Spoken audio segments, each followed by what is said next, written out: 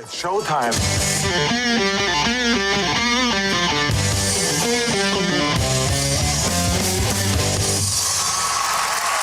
Carl, what's going on? Happy Jocktober, Drew Lane Show. Oh, my God. Yes, it is Jocktober. And, well, you've already gone after Mojo in the morning. Who else have you hit on in Jocktober? The Breakfast Club's our most recent episode. Oh, that was great. Actually, I really enjoyed that because I never knew. I just knew Charlemagne the God, which was like, oh, what a pompous name. It's just so, I thought, I can't possibly like this guy, but never really heard the show. And I had no idea it wasn't any more than what I heard on WATP. Was that a fair representation? You think Charlemagne is pompous? They go by the world's most dangerous morning show. Yeah. And every segment is just like reading the headlines and then going through celebrity gossip and then an interview with some guy you've never heard of. It's just really boring and mundane. Oh, they also have the donkey of the day that Charlemagne's the God's big bit. Yeah. It sounded, for a show that's on 100 stations or something, it sounded really sloppy. It's very sloppy. In fact, and I pointed this out on Wednesday, Charlemagne wasn't even there on time. Is that I don't know. I listen to a lot of morning radio in my life. Is that something where a host isn't there on time? Does that happen very often? Yes. It depends. Not with this host. Okay. But there was another person that hosted the show who would be, it was pretty borderline. He was usually there for the open, the end of the open. Wouldn't you be cool about it, though, and act like he's there, knowing that he's going to be there any minute so that you don't blow him into delay the open? Until the audience knew it was a total joke. Then it became a bit. Yeah. Okay. But, yeah, it was funny the way they just said, Charlemagne's running a little late. That's a weird thing to say, I thought, on a big radio show with 100 affiliates. Running a little late, like it's just no big deal. It seemed. Yeah, the flagship station's out of New York. I mean, it's a very big audience that we're talking about. So I was surprised. But Mojo in the morning, I know that's your buddy. I know you got a lot of mutual friends. What's it going to take to get KP at the Magic Bag? KP's hot, huh? Holy crap. Yeah. Wow. I have a feeling that was not an interview over the phone when KP was hired. She is stunning. She's very cute. Didn't she win beauty pageants or something? Oh, yeah, I didn't bring this up on the show, but I did do my research. She was in beauty pageants back when she was in high school, yes. She doesn't look like beauty pageant pretty either. It's better than that, I would say. I just thought it was interesting when I was going through her Instagram, and I noticed when she had photos with other women or girls, like you're just like, it looked like different species. You're like, wait a second. How's this possible? Well, usually it seems like hot chicks travel together, and then you have those other ones who I think they intentionally hang out with less hot chicks. Yeah, to make themselves stand out. Yeah, it's a good kind move. of a move. Strategy. But how can Charlemagne? How can he do so well with that show? That's what I couldn't figure out. Well, they speak to an audience I don't think a lot of other people are going for, would be my guess. Okay. Yeah, they're probably on all the urban stations. Yeah, are there many national shows that do that? I mean, no. I would think he's probably the biggest one, if not the only one. I guess I've just heard so much about him. I just assumed it would be very good. But Carl, you also did a WATP show on Charlemagne the God with Andrew Schultz, and that sounded. I thought that sounded really. I was not impressed at all. Yeah, I don't get him as a radio personality. He can't speak very well. Doesn't have anything interesting to say. So I was surprised by that. But I was also surprised, speaking of their popularity, they had 5.6 million subscribers on YouTube. Oh, yeah. Dead. But they get like 10,000 views per video. Yeah, their videos don't get a ton of views, but that's a lot of subs. Yeah, it is. It's a lot of subs, but it tells you something when they're only getting 10,000 views. I mean, that's a lot of rejection. But they occasionally get the big guest, and that bumps up the numbers. Yeah, they do get big guests. That's true. Every time I've seen him speak, he sounds kind of arrogant to me. And I just thought, well, he must be, if he's that cocky, he must be really good. And I don't hear it. But he doesn't even drive the show. DJ Envy is the guy who really drives the show. I mean, the God's second mic. I was surprised. So did you actually listen to Howard's entire interview with Kamala Harris? I sure did, Drew. I listened to the whole thing. It went a little over an hour. You could tell that Howard wanted to get a lot more questions in, and he kept getting the people going, okay, we got to go, wrap it up. And he kept trying to get more and more questions in. Oh, my God. If you want to start there, I just wanted to show you guys a few clips. I pulled a ton of clips for my show tomorrow, but I thought I'd bring a few for you today just to demonstrate where Howard's at. Yeah. This guy is this guy's lost it. I mean, Howard has this Trump derangement syndrome, and I know there's people out there who don't like Trump or do like Trump and Kamala. I don't want to get political with this. I just want to demonstrate that just like every other election in my lifetime, this isn't the end of the world. Whoever's going to win and lose, it will not be the end of the world. But in Howard's mind, and Howard should know this better than anyone, he's been around a lot longer than I have. He thinks that for sure this is make or break for the country. My clip number 1 kind of gives you an idea of this. Even when I watch them on Saturday Night Live with the where they have Maya Rudolph playing you, I hate it. I don't want you being made fun of. There's too much at stake. I believe the entire future of this country right now. I mean, as America, land of the free, home of the brave, I think it's literally on the line. I agree with you. And when I see them, how did you react to the Saturday Night Live bit? Well, I just saw it actually, and it was funny. I am a huge fan of Maya Rudolph's. I think she put a lot of time into doing the piece and the character. But to your point, I literally lose sleep and have been over what is at stake in this election. I mean, honestly, I end the day pretty much every day these days asking myself, what can I do more?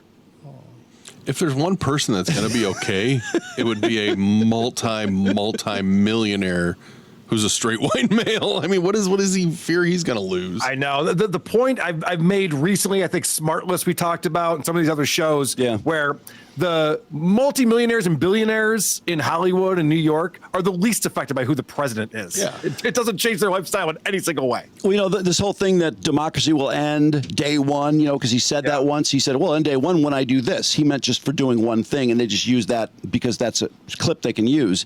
But it wasn't working, so they stopped saying that. So Howard is a little out of it there by saying that, because that's not really what they've been using. And as far as Maya Rudolph, she did not make fun of Kamala Harris. I thought it seemed to me like they intentionally made her look like cool or funny. I don't think they made fun of her at all. Yeah, isn't that odd that now all of a sudden Howard Stern of all people is going, I don't even think they should do a parody of you. This is just too important. It's like, dude, you got to like go outside, breathe some fresh air, look at a tree. This is not, whatever you're doing is not good for you. Maybe watch your show from the 90s. Yeah. Did he apologize for the blackface, Carl? No, that didn't get brought up for some reason. I'm surprised. I have a question, Carl. I have a very important question, because this is a very big guest for Howard Stern. We know how much he felt like snubbed when Hillary didn't do it in 2020. He's finally got it. So that means he went into the studio and sat face to face with Kamala Harris, correct? I honestly don't know the answer. I've only listened to the show so far. Okay. I would like to think that he did, though. I'm going to guess that he went in. I'm going to Google it. We'll find out. I was listening on Sirius today and just recording it. And don't they put a video out? I mean, there's got to be a video clip, right? They will. I'm sure they will. Yeah. I got to say this, too. I do not believe that Kamala literally is losing sleep. Give me a break. Oh, are you kidding me? I bet she's losing a ton of sleep. She's in way overhead in this. She's not prepared for this at all. I don't think she knows. I really don't. Okay. I mean, I don't think so. I don't know. I always wonder that. I've seen a lot of people run for president and go, there's no way that person can be president. Wouldn't they be nervous all the time? And I just think they don't know. They just want whatever the next thing is. They really don't give a shit whether they're qualified. According to Reddit, he did not show up. Oh, okay. Really? He did not do it in person. So Bruce Springsteen is the only person he'll show up for? That's the only one, right?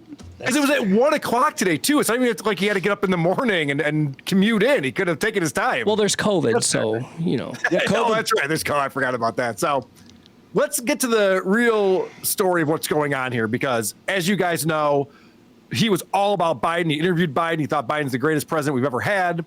And then Biden dropped out. And so now he's super stoked about Kamala Harris. And in my clip number 2, we'll find out why he's so excited about Kamala. I don't even understand how this election is close. And yes, I'm voting for you, but I would also vote for that wall over there rather than a guy who says, where do I begin? A guy who says he doesn't support Ukraine wouldn't get on that stage with you and say, I support Ukraine. Not the best analogy, by the way. Yes, that sums it up perfectly. And I think Joe Biden ran the same way. It's like, not Trump. Is basically the campaign slogan. No, I mean the analogy of saying I would vote for that wall. I mean, when you think of voting, that's what I mean. yeah, I'd vote for anyone but Trump. If it was an inanimate object, that's getting my vote over Trump. Yeah, not a great compliment to Kamala for sure. No, definitely not. And most of this interview, so it started off with Trump bashing for the first 15 minutes. Then it got into like some of Kamala's backstory and her growing up and her as a prosecutor and stuff like that. Then it got right back into Trump bashing again. Like Howard can't help himself. And most of the interview was about how horrible Trump is, not about how great Kamala is.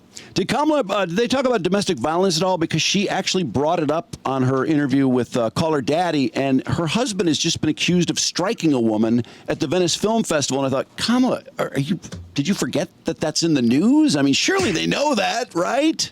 I didn't pull the clip for this show, but it was brought up twice by Howard. First was when, and I was surprised Howard mentioned this, that Kamala lived in Montreal. No one ever talks about that. But when she was living in Montreal, her friend was abused at home, and that's why she became a prosecutor, although that's not the reason. That's what Howard said. And then she's like, well, not really. And then the other one was there's a 6-year-old girl who was getting abused at home, and she had to decide not to have the girl go to trial because it would have been too traumatic for her. So there was like some parts of this where I was just like, oh, this is a downer of a story. I don't know why we're going into this.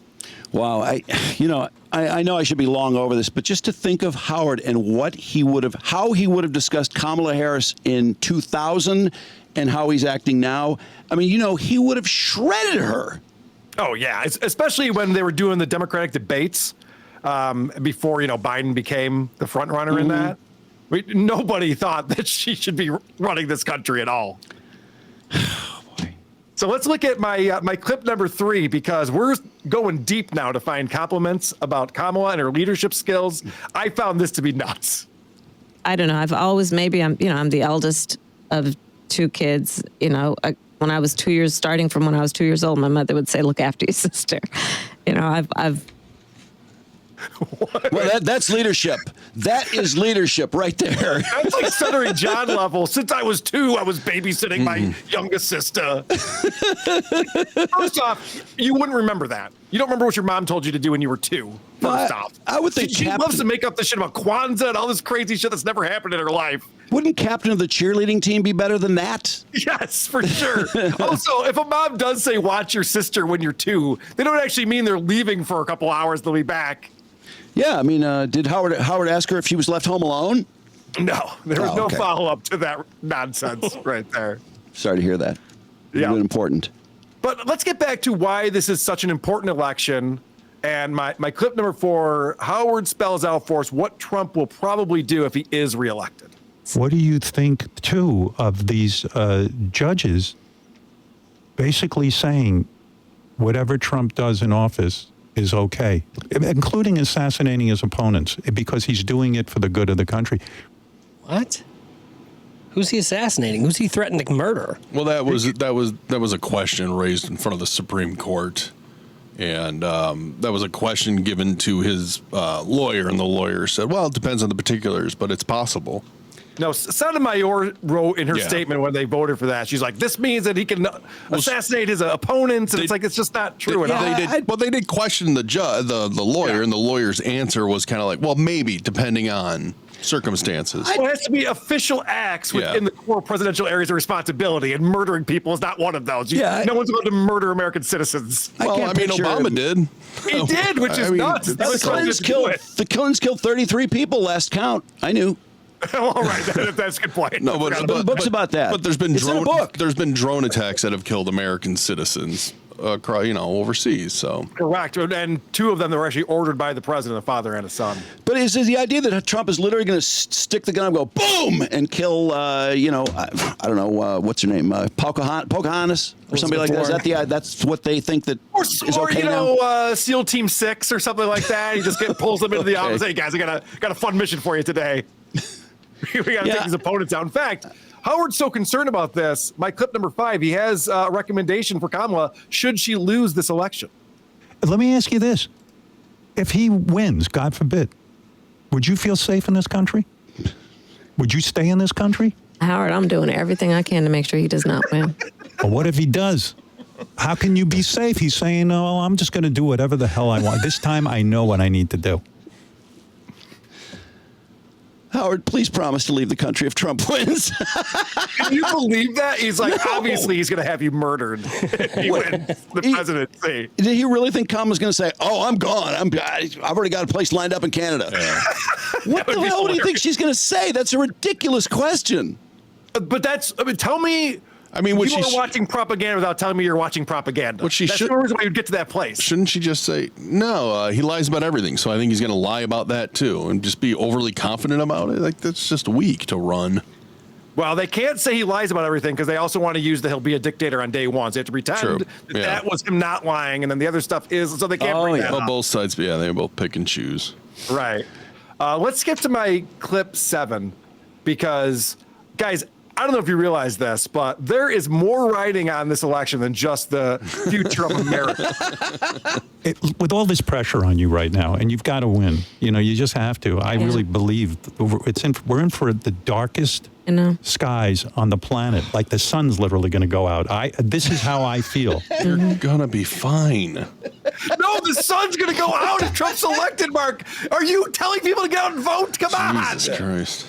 Oh, God. I was reading about Cheryl Hines what a tough time she had getting through the Trump administration. Those were just 4 really tough years for her. And it's like, how could you possibly let the president ruin 4 years of your life? Are you nuts? They put out a season or 2 of Curb. She seemed fine. Yeah, she did. You're right. No, but I mean, the story actually suggested that those were very difficult years for her. And I just thought, that's the dumbest thing I've ever heard. Yeah, maybe it's because at dinner parties, no one would shut up about it. I think if I was living in Hollywood, I'd be annoyed too. Yeah, that's true. No, that is the worst. That's the worst part of Trump is the back and forth between him and his enemies. It's just annoying. It's just noise. Well, since we just played that clip, which I find to be hilarious, I haven't checked to see what the sound bites are from this yet. I got to imagine that the sun will literally go out is got to be on there somewhere. But my clip number 9 is a fun little back and forth you'll hear. I gotta win, Howard. I gotta win. You gotta win. You gotta win. Gotta win. Yeah. Everything's riding on this. You absolutely have to win. All right. So my clip number 8. Now, you know what Howard wants to talk to Kamala about. Her dad? The Sibian?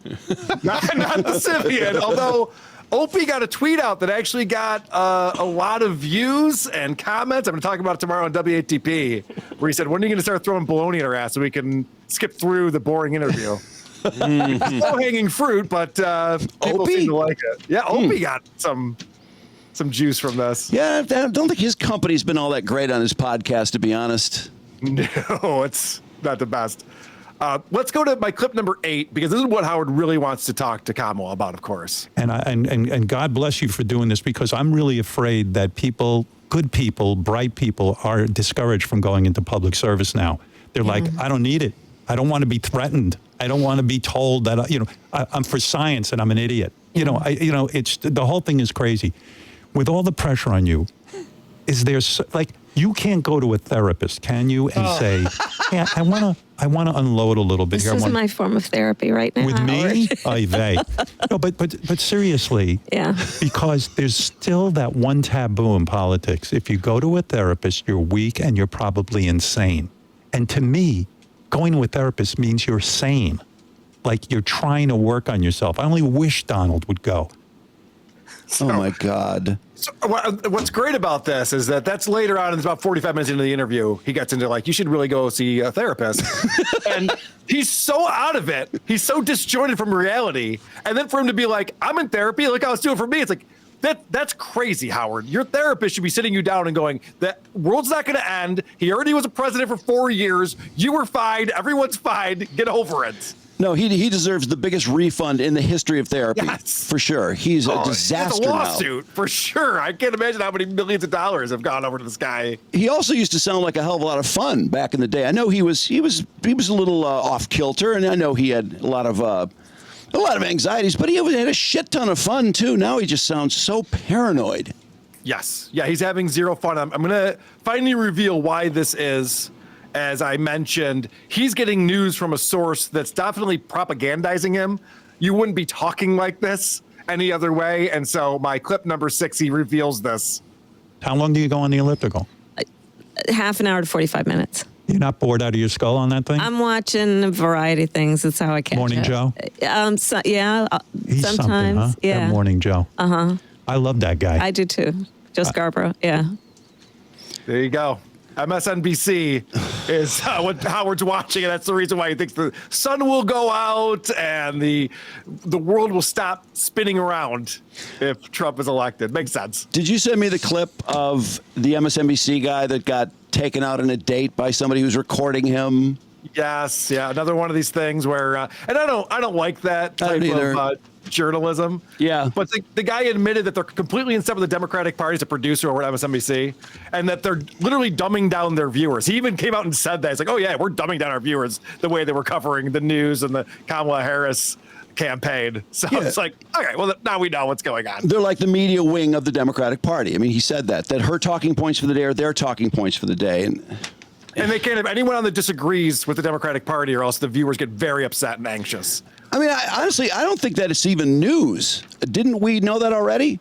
We did. It's just interesting to hear them admit it, because usually they go, no, this is all subjective. This is how we're really reporting the news. For him to sit down, and of course it's a hot chick he's trying to impress, but for him to sit down and just go, oh, yeah, it's all bullshit. It's propaganda. We're propagandizing our audiences. Shouldn't we be allowed to see the person that they're actually on the date with? Because these people seem like they are so desperate to, impress them with their big talk. Can't be as hot as KP from Mojo in the Morning. That's how I know. No way. Hey, the guy would have known if that was the case. Going back to Howard for a second, isn't it? I think I would be insulted if somebody said, I really think you should go to therapy. That's not something I really want to hear. Well, he always tries to find an angle for it, too. Like you were saying before, or Mark was saying, he's going to talk about her dad. He's going to talk about, sometimes he tries to go the route of growing up, childhood. You got to work on that. With Harris, he's going, it's really stressful running for president. I mean, don't you want to sit down with someone and talk about this? He's always trying to find an angle for why they should be in therapy. He thinks everyone should be in therapy. Did he try to get into her father? Because Howard always tries to act like he's just giving the most wonderful psychiatric examination, and I assume he must have gotten into her father, because she's not close to her father. I'm guessing the father was off limits on this one, because it was only brought up that he's an academic, and that was it, and they never talked about him again. Okay. I have one more clip on here, and I just think this is really funny.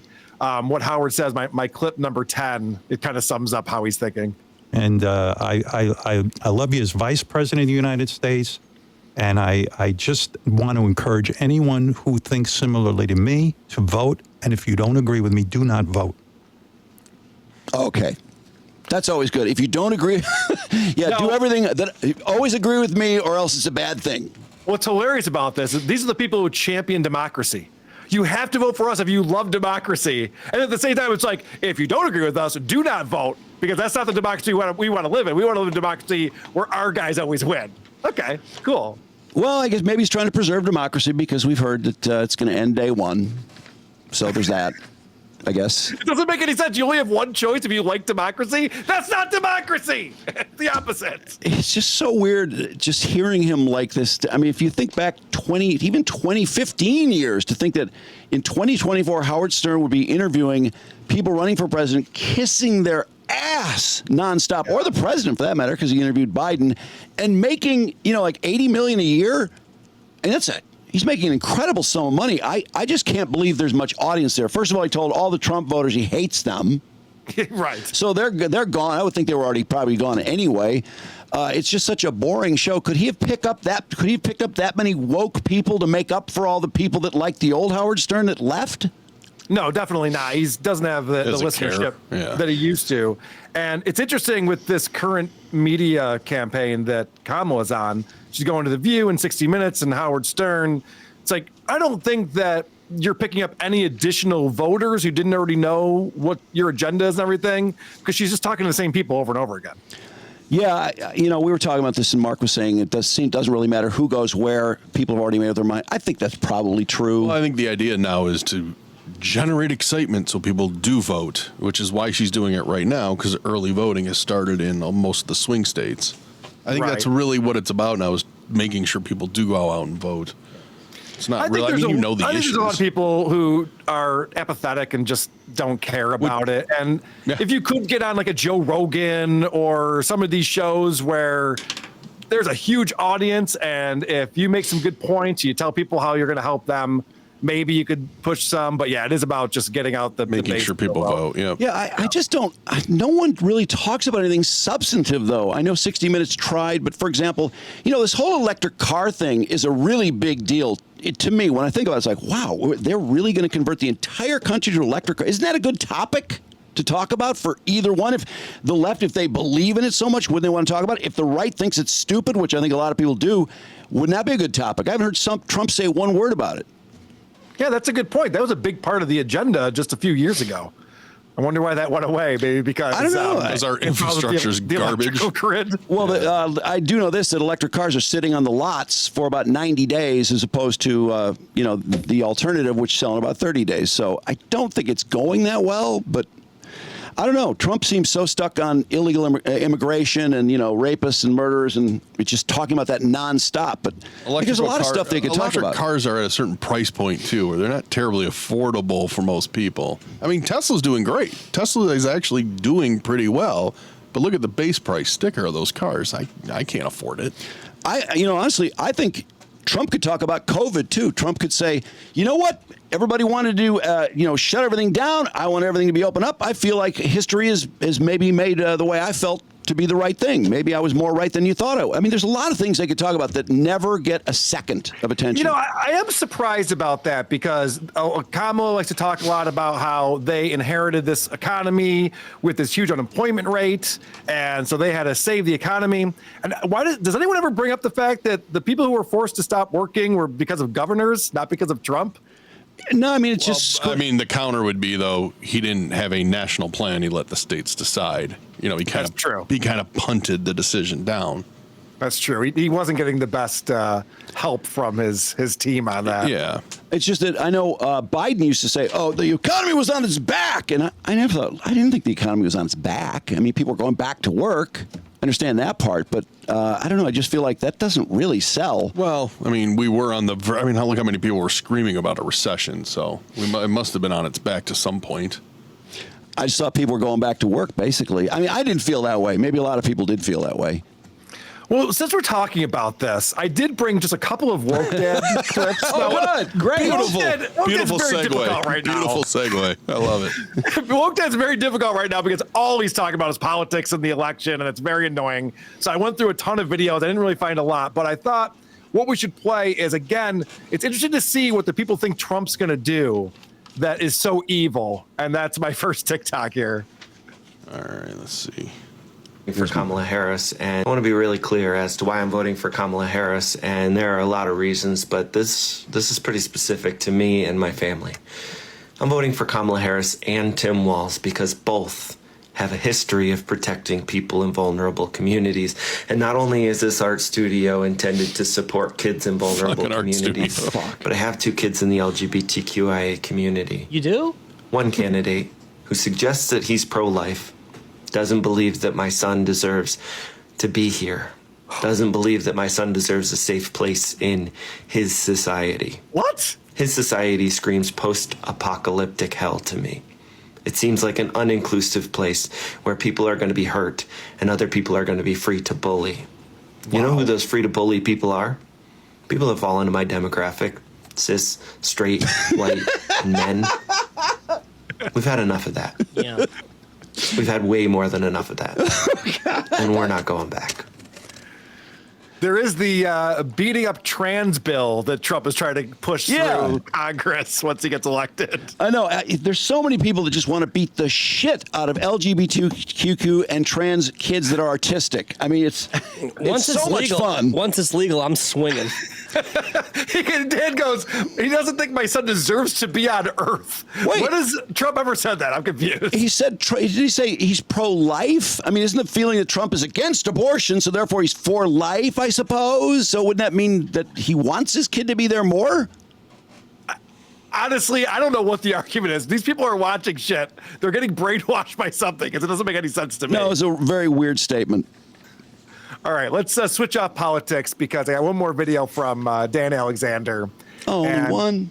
Yeah, I'm sorry. It's just too political, but I found one that wasn't political. where I think that he's finding a way to show off some of the art that he's creating in this art studio. But he's the only one making art in this art studio. That's what's hilarious about That's weird.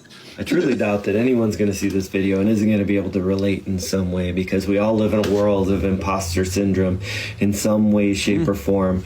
We see the work that's in front of us. We do the work, and it's never good enough. There's always something more you can do. When the reality is, sometimes the work's done. Sometimes it's not just good enough, but it's already fantastic and amazing and stunning. And anything that you add to it isn't going to add anything else to it. Sometimes the imposter syndrome is just the little voice of anxiety in our head that's telling us it's not good enough. Wow. The reality is, you are good enough. Your work's good enough. The time that you've spent on it is good enough. And the world is still going to go round if something goes wrong. Like the election? Do your best. Love what you do. Be proud of yourself. Accomplish some things. And let that little voice in your head go to hell. I hope you have a great day. That mug sucks, by the way. It does. It actually fucking sucks. I would never drink out of that mug. Don't you think he was just showing off that mug that he made? I would not be showing off that mug, though. It didn't ergonomically. That handle was way too small and crooked. Well, isn't that a clay mug that got cooked or something? Yes, that's a terrible thing to drink coffee out of, in my opinion. No, there's no way that thing sits level on a table. I think it's funny that this guy, who's obviously a narcissist, is talking about imposter syndrome, something he's never experienced in his life. He just wanted an excuse to be like, see, guys, I'm pretty crafty. Maybe you're okay at stuff too. I don't know. Try it. Shouldn't he ban cisgender people from the coffee shop to make it safer for all the other people, since we're so violent? All right. I don't know if I should be saying this out loud, but I might have a producer of my show who's going to be visiting the coffee shop soon. So I'm hoping to get some inside knowledge of how he treats people who show up. But when he keeps suggesting that cisgender guys, we're so horrible. Are we really? I mean, from a statistical standpoint, are we really the most violent group, most horrible bullying group? Is that us for sure? Is there anything in art studio specifically? Yes. Yeah, that's right. If you drill down, silly me. Yeah, you know what's crazy? So I have a Who Are These Podcasts TikTok. I've put up like 6 TikTok videos. I just started it. I have like 6 followers. And I went to go to one of his videos that Blind Mike sent me the other day, and it was gone. I was like, oh, what's going on? Did he take his page down? I went to his page. It was gone. He blocked me. Already? Yeah. I've never interacted with him on TikTok or social media, and he blocked me. Oh, no. Wow. Which means he was hyper aware when you joined. Yeah. I thought it was very interesting that he warned, I think maybe I saw this on Who Are These Socials, Carl, where he was telling his fans or his followers or whatever, do not interact with these trolls, because I think he's afraid that they're gonna interact and they're gonna tell him stuff, or they're gonna, he just doesn't want them interacting or hearing anything from these other people. Think he's got something to hide maybe a little bit over there? I thought it was a little paranoid personally. He acted like he was trying to do them a favor, but I think it was about him. Well, I think it's starting to get back to him that he fibs a little bit. He's a bit of a storyteller. Yeah. He's not putting out a lot of those videos anymore where he has these amazing interactions with people. Although you probably saw it on Who Are These Socials. The woman he convinced to vote for Harris from Texas, who was a Trump supporter, then said she didn't like her job, and then said she's putting out applications and going on interviews. And then the hiring manager happened to buy coffee from him, and he told the hiring manager he should definitely hire that woman, and then she got the job.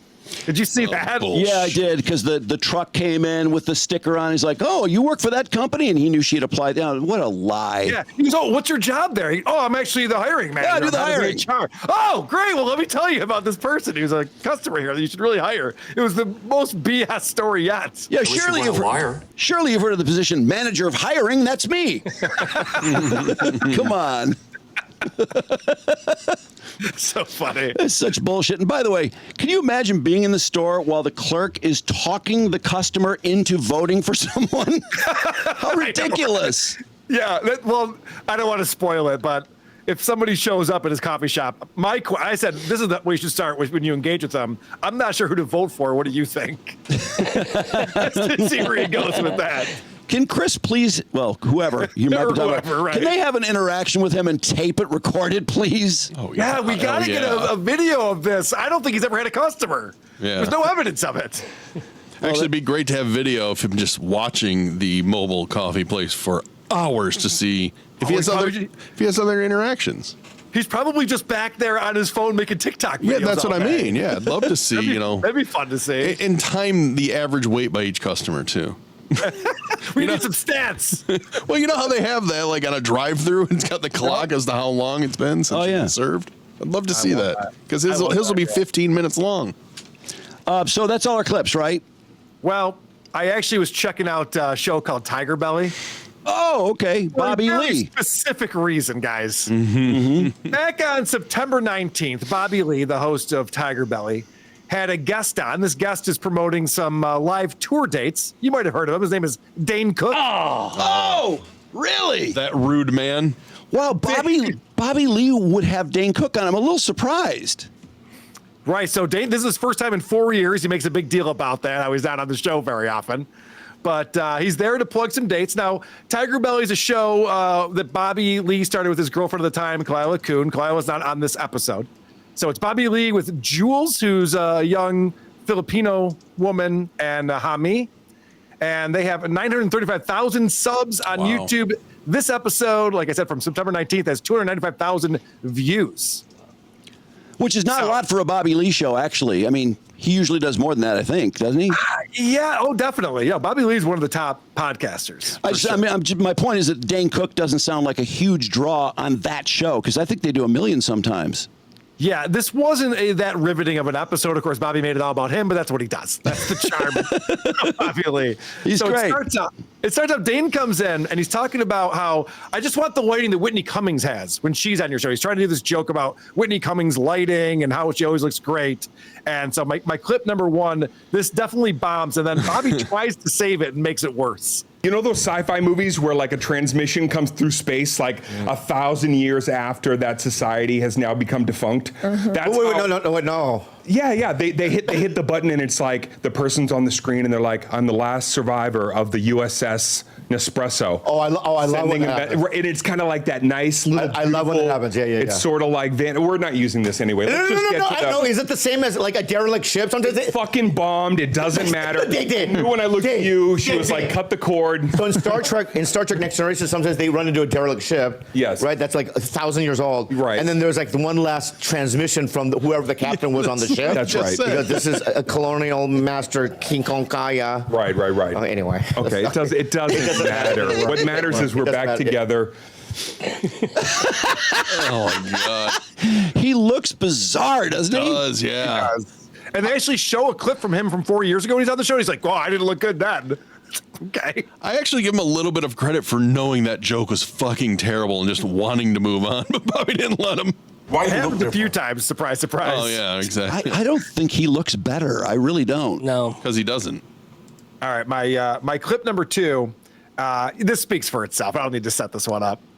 It reminded me of how I felt when I used to do Kimmel. When I would do Kimmel a lot. But look at what he's doing, guys. What am I doing? Remember I used to be super famous, guys? Remember that? Yeah, I saw him at Madison Square Garden, and now I get shows canceled in places that hold 2,000 people. Well, it's funny, too, because Bobby Lee goes to the younger co-host, what do you know him from? And so they have to sit there and be like, I think I saw a movie or something. So my clip number three, they bring up that, I think you were referenced in Step Brothers. And this is very funny. I seen you mentioned Step Brothers. Mentioned. I thought you meant like a bunch of Jewish people got together and like mentioned me. Yeah. You were mentioned in Step Brothers. Oh, that's right. Dane Cook, 20 minutes, pay-per-view. Yes. Yeah. Why is that? Is that just a run? I think it was a riff, a little improv. I think it was supposed to be a dig. It was kind of like saying, like, okay, let's go and entertain ourselves with some buffoonery or something. I think it was supposed to be like a quip. Yeah. But I liked it. Why'd you bring that up? Yeah, that was very rude. And it was a total insult. Derek, the douchebag brother, was about to go see Dane Cook. 20 minutes, babe. It was a definite dig at him. Yeah. But that guy Hami is so out of it. That's kind of like the thing that's going on here. Bobby Lee is, who knows what planet he's on. And then you have Jules and Hami who don't know anything that's going on in the world. So Dane Cook comes into this, and Dane starts explaining this new diet that he's on, the carnivore diet. Oh, Jesus Christ. Yes. Carnivore diet. Listen, I didn't even fact check this. Let it play. You tell me if this makes sense to anyone. Carnivore diet. Dude, straight meat. So straight.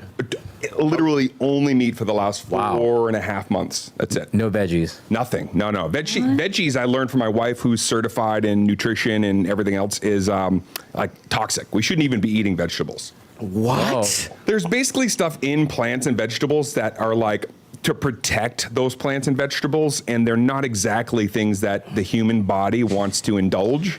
So, yeah, no vegetables. Well, animals have those too. They're called claws. Why? First of all, why do you bring up your diet and your health regimen when you're going on a show with Bobby Lee, who's in no shape of any kind and obviously doesn't fucking care, right? Well, because he's talking about we should go out to the steakhouse, and he's telling him what he's allowed to eat. He's like, you can have a big steak with butter all over it. He's like, oh, can I have a potato? He's like, no, you can't have a potato.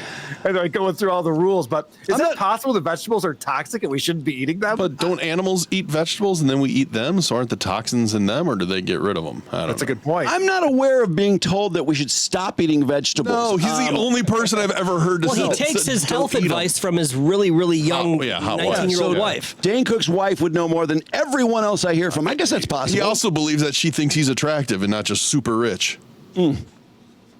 Well, if she wanted someone rich, she'd marry his brother. Still all Fair point, yeah. But I find that odd because I just know that there are certain cultures and things that are very plant-based in their diet, and they live to be 100 years old. The Mediterranean diet, I always wonder about that when people say, like, oh, this is really bad for him. Like, then how come people live so long if it's so bad for him? Well, I wouldn't think, not because just, he's a guy to be misogynistic, but I just wouldn't think he would so buy into what his 25-year-old wife tells him. She's hot. I think he wants that to be true. It's like, oh, all I can do is eat burgers and cheese. Yeah. All right, I'll do that. I wouldn't be repeating it to Bobby Lee on a show, put it that way. Wait, he can't eat the bun, though, right? I mean, that's technically a plant. The fuck that's stupid. No, he can't eat the bun, and Bobby calls him. He's like, well, then that's not a hamburger. No, it's Good not. point. It isn't. Not even close. And then he makes the joke, there's no ham in a hamburger. I didn't even pull that clip. He's so corny, this guy. Yeah. But at a certain point, Bobby needs a break. He's sweaty. And so Dane turns to the young woman from the Philippines and asks a very dumb question.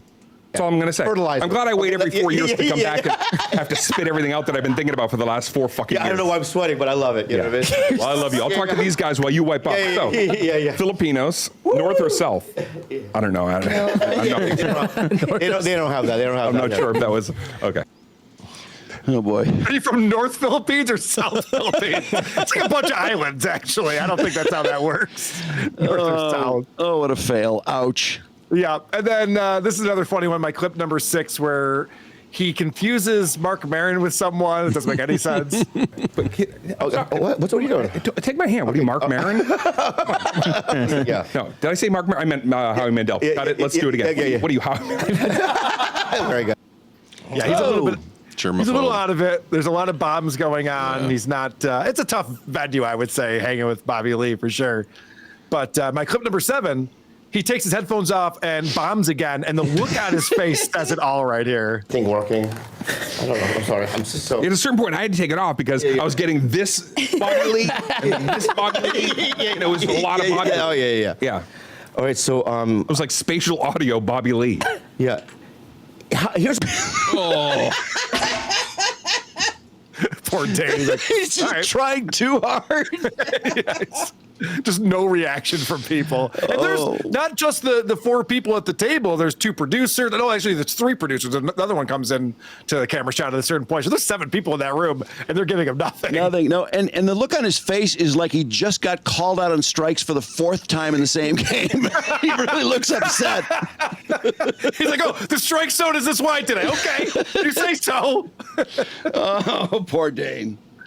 Now, my clip number 8, this is odd. We'll get back to how Dane sucks, but this is a really weird edit because Bobby Lee goes off and, like, when I say he makes it about him, he makes it about him. For like 25 minutes in the middle of this, he just talks about this chick that he's seen out at the Comedy Store that he's not attracted to, but she thought he was into her, so she came out and said, "I'm not interested in you," before he even made a move.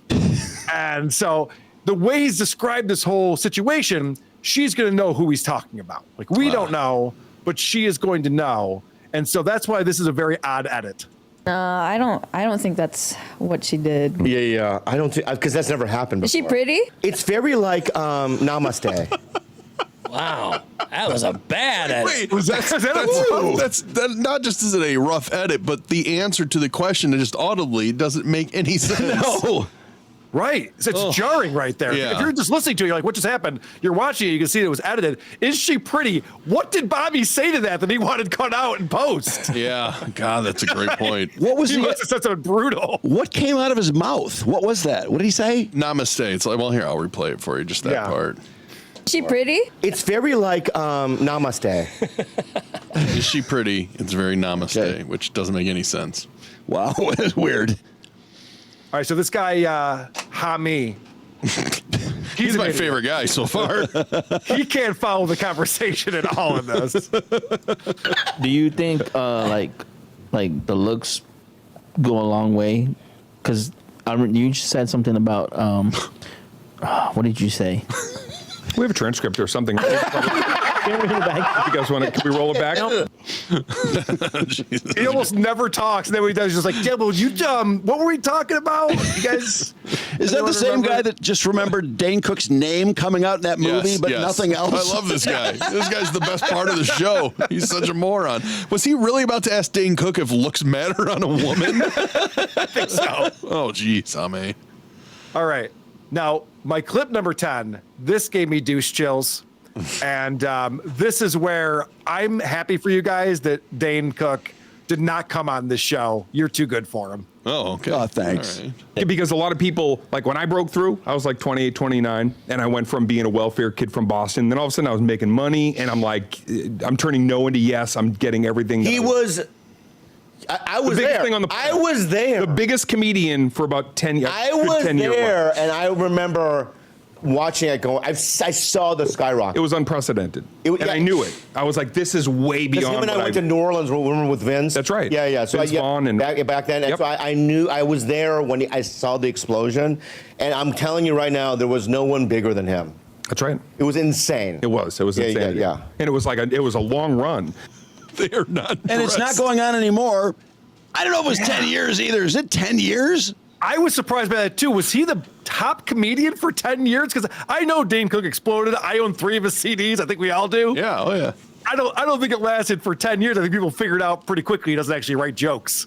Yeah, I think a lot of people were making fun of him after that period at the crest was, I want to say it was like 3 or 4 years. I'm not going to play the audio back. I'm just going to scrub through it real quick. But watch Hame and the other chick, knowing that he's talking about how brilliant he is and how huge he is. Just no reaction from them whatsoever. They're not impressed. Like they don't even. There's no expression on them at all. Like, okay, you're a big comic. Yeah. Are they really has to explain to them that he was famous once? It's crazy. Exactly. Well, you would assume because he's on the show. I wouldn't give him a 10-year period. I would give him a 3-year period. 06, 07, 08. Those are about the years I was thinking. No, he was bigger before because he had stand-up that was bigger before he was in the movies. 06 through 08 is when the comedy exploded, the movies, Employee of the Month, Good Luck Chuck, My Best Friend's Girl. That's all in that. What year did he sell at Madison Square Garden? That would have been. We had just gotten into the new building at Riff, and he was bigger before that. It wasn't 10 years. I don't know. 04. No, it was probably 5, maybe 6. I was just wondering. MySpace. How long was MySpace popular? Yeah, that's a good point. Yeah. Are those two people in the studio? Are they helping Bobby Lee with the show? No. Well, I mean, kind of. Are they adding something? I enjoy them. I can't figure it out.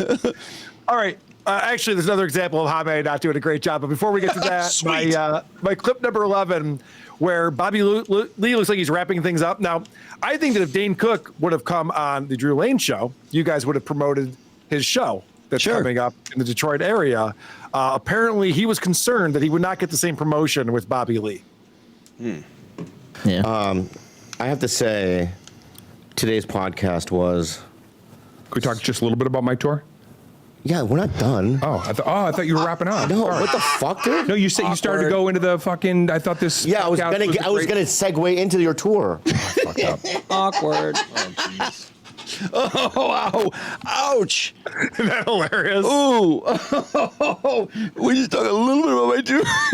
He's too good for you guys, but when it comes to Bobby Lee, it's like, guys, come on, I'm promoting dates over here. Oh my God. Oh, is that painful? So then it gets very awkward. So then they bring up his website and they show the dates. They're like, yeah, go ahead, plug your dates. He's just like, well, I don't want to do it now. So then they have Hami do it. Oh, great. He does not do a great job here. This is awesome. All right. And then you want to rattle them off, or? I'm not good at rattling. I mean, these are your dates. Jaime, can you rattle off? Yeah, you rattle off some of Dane's dates. This first one. September 29, he's going to be Stillhouse, Omaha, and Omaha, Nebraska. Nice. And then if you miss him, Jaime. Yeah, we got it. Okay, the Kodak Center, the Hershey Theater, Then there's a fire, and we got to get out of here. Yeah. the Met, the Warner Theater. in Washington. You You don't want have to cut out the dates. Oh, Yeah. I just say say it all Dates are fast. actually essential. Start from the top. Start from the top. All right, so That's awesome. That's great. Just listing the venues, not even the city. Oh, my not God. The dates. As I said, are they really helping that show? I mean, is there a reason? I mean, when I let someone into the show all the time, usually they have something pretty major to add. Whoa, did you hear that, Brad Dodd? Thank you. That's a nice compliment. I mean, it just didn't seem like they were adding much.